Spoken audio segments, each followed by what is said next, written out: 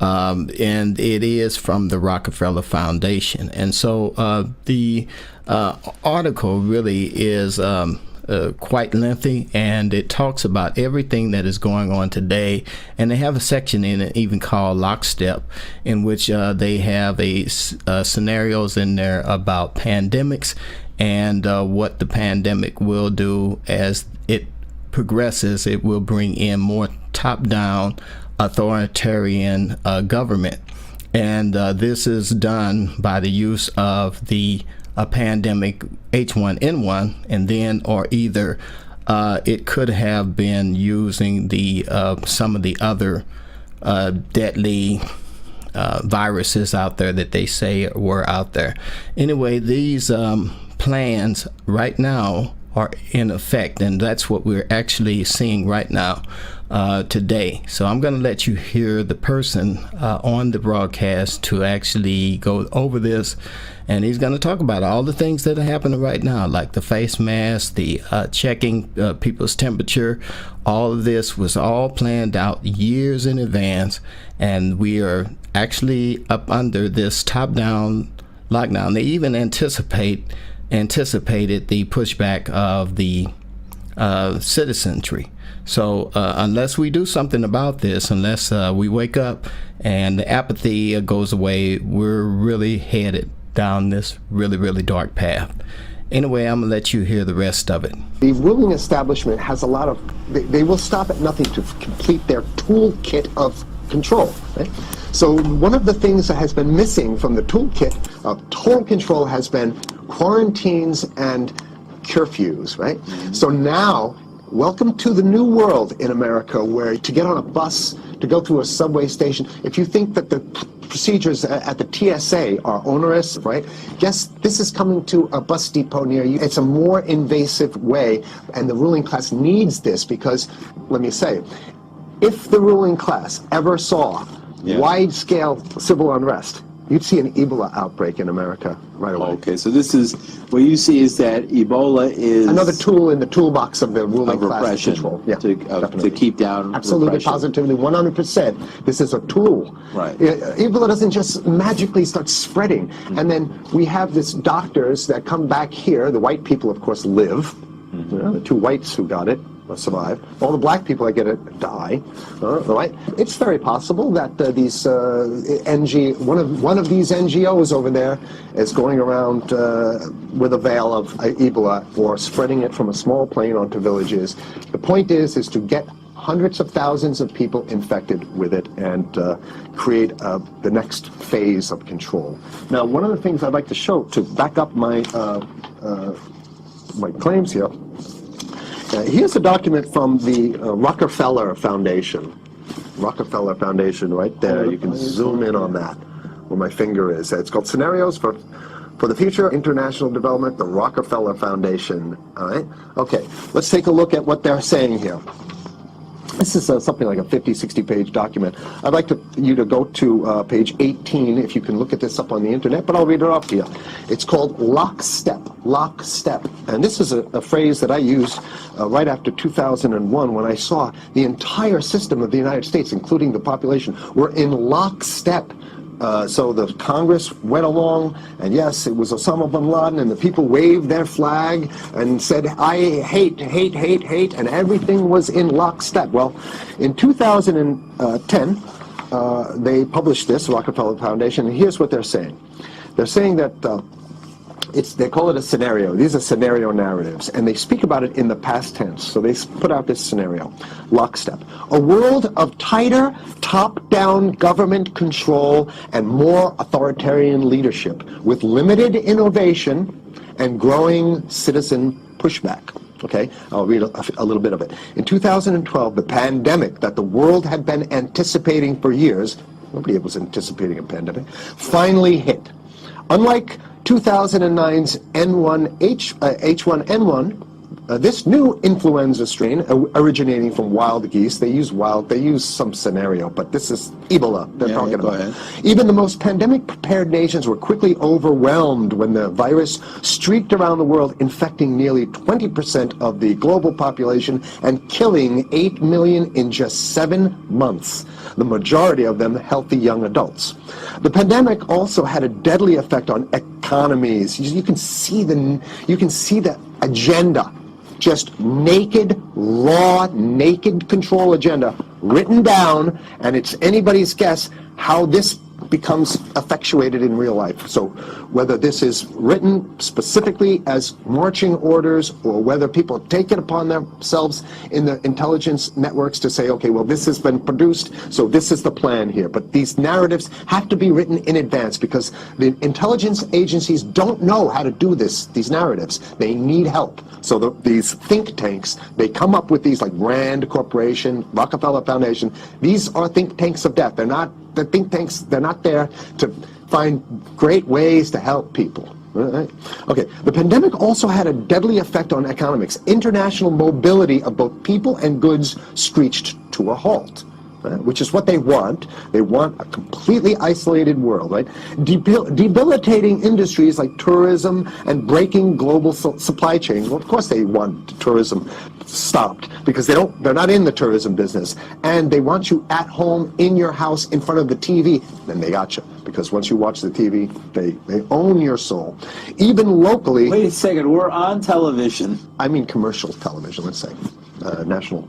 Even locally, normally bustling shops and offices sat empty for months. Okay, so I love how they talk about it in the past tense in 2010. Right? The pandemic blanketed the planet, though disproportionate numbers in Africa died. Southeast Asia and Central America, where the virus spread like wildfire. It sounds like the opening monologue of a disaster movie, right? Exactly. Now listen, here's the good stuff now. But even in developed countries, containment was a challenge. Now here's this one. I love this one. The United States' initial policy of strongly discouraging, in quotation marks, strongly discouraging citizens from flying proved deadly in its leniency. So they're saying, that... No, keep going. Read it. Proved deadly in its leniency. So they should have been tougher, right? Accelerating the spread of the virus, not just within the United States, but across borders. However, a few countries did fare better. China in particular.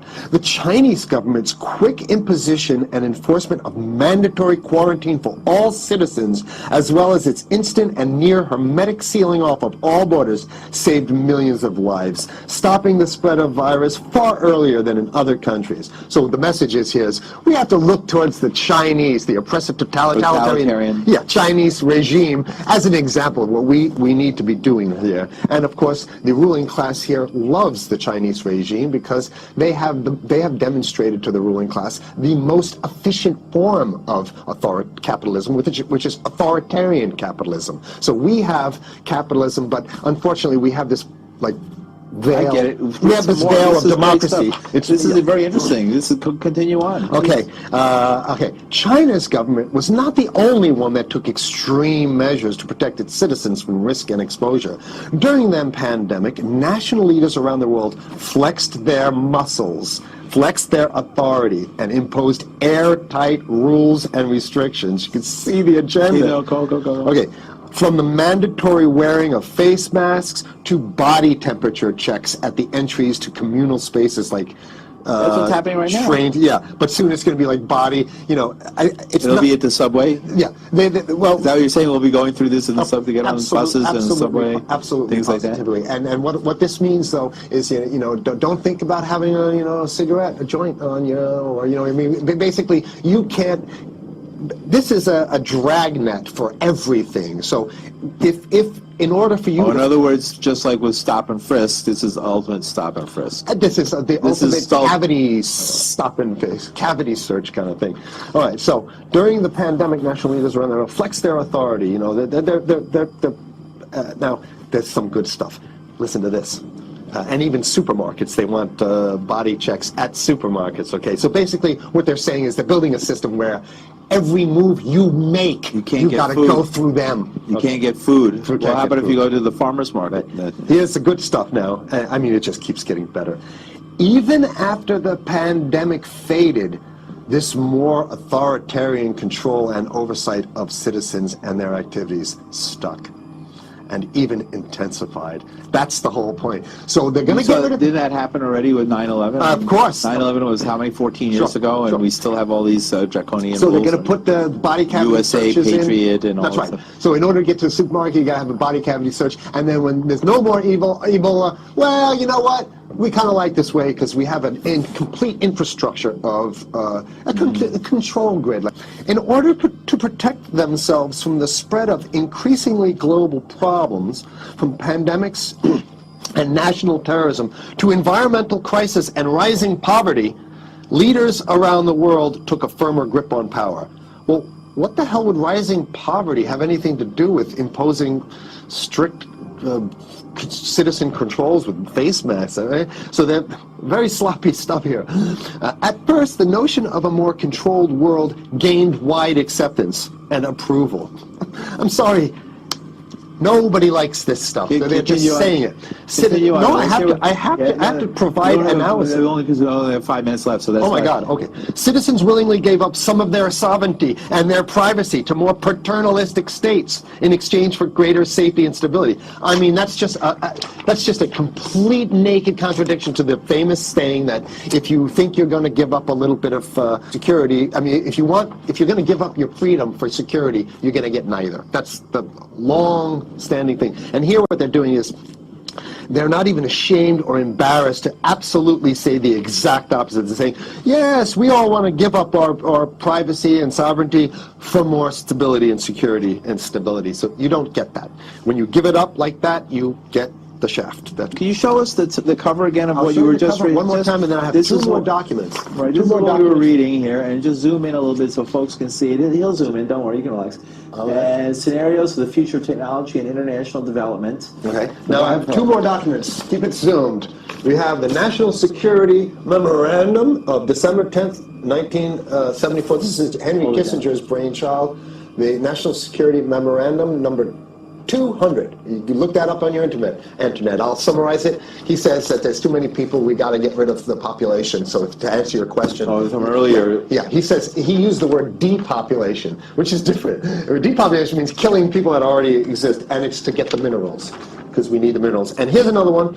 The CDC has a patent on Ebola. They patented it. Yeah? Right. So basically, if you want to get a cure for your Ebola, you It got to says it go... right up here, right? It says human Ebola virus species and compositions and methods thereof, and it's a patent. It's a patent. They patented the main strain plus something like 17 other strains of it. So they own it now, and I don't know how exactly you can own that, but apparently they've done the same thing. Yeah, I didn't think you could own a natural. Yeah, you can.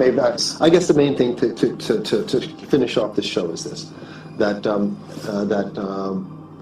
they want to get more control, more and it's going to be curfews and quarantine. So what I'm saying is that unless the American people start to get some new way to revolt, a new way to organize, new way to protest, unless we can break through the apathy, because that's what we have here, then it's going to be a slave state here. The ruling class doesn't seem to have too much resistance. They're getting everything on their Christmas shopping list.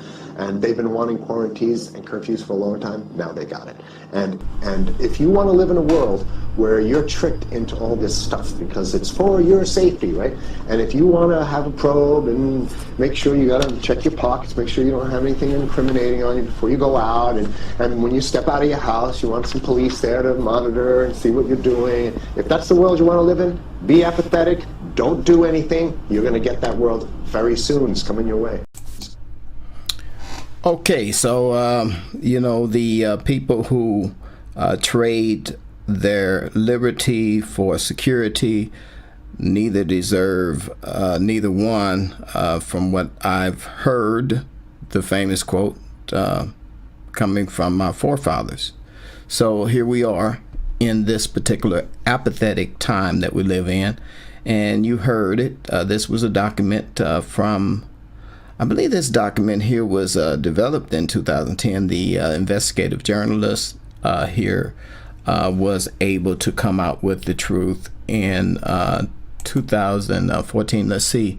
He was, this was aired October 21st, 2014 in New York City by Harry Vox, the investigative journalist, and he was investigating the Rockefeller Foundation document that's online, the Global Business Network, Scenarios for the Future of Technology and International Development. So it's out there. They apparently want us to know very openly what their plans are, which is basically to enslave us on the same model that China is being enslaved, and they want to enslave the entire world now. And so if we go along with this as Americans and even people throughout the world, throughout the free world, then this is going to be our future. We're going to have everything that is in that document, lockstep and everything. If I were the devil, if I were the prince of darkness, I'd want to engulf the whole world in darkness, and I'd have a third of its real estate and 4/5 of its population, but I wouldn't be happy until I had seized the ripest apple on the tree, thee. So I'd set about, however necessary, to take over the United States. I'd subvert the churches first. I'd begin with a campaign of whispers. With the wisdom of a serpent, I would whisper to you as I whispered to Eve, do as you please. To the young, I would whisper that the Bible is a myth. I would convince them that man created God instead of the other way around. I would confide that what's bad is good and what's good is square. And the old I would teach to pray after me, Our Father, which art in Washington. And then I'd get organized. I'd educate authors in how to make lurid literature exciting so that anything else would appear dull and uninteresting. I'd threaten TV with dirtier movies and vice versa. I'd peddle narcotics to whom I could. I'd sell alcohol to ladies and gentlemen of distinction. I'd tranquilize the rest with pills. If I were the devil, I'd soon have families at war with themselves, churches at war with themselves, and nations at war with themselves, until each in its turn was consumed. And with promises of higher ratings, I'd have mesmerizing media fanning the flames. If I were the devil, I would encourage schools to refine young intellects, but neglect to discipline emotions. Just let those run wild. Until before you knew it, you'd have to have drug-sniffing dogs and metal detectors at every schoolhouse door. Within a decade, I'd have prisons overflowing. I'd have judges promoting pornography. Soon I could evict God from the courthouse, then from the schoolhouse, and then from the houses of Congress. And in his own churches, I would substitute psychology for religion and deify science. I would lure priests and pastors into misusing boys and girls and church money.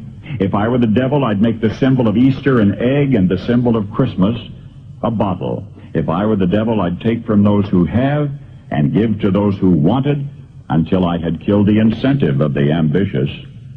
And what'll you bet? I couldn't get whole states to promote gambling as the way to get rich. I would caution against extremes in hard work, in patriotism, in moral conduct. I would convince the young that marriage is old-fashioned, that swinging is more fun, that what you see on TV is the way to be. And thus I could undress you in public, and I could lure you into bed with diseases for which there is no cure. In other words, if I were the devil, I'd just keep right on doing what he's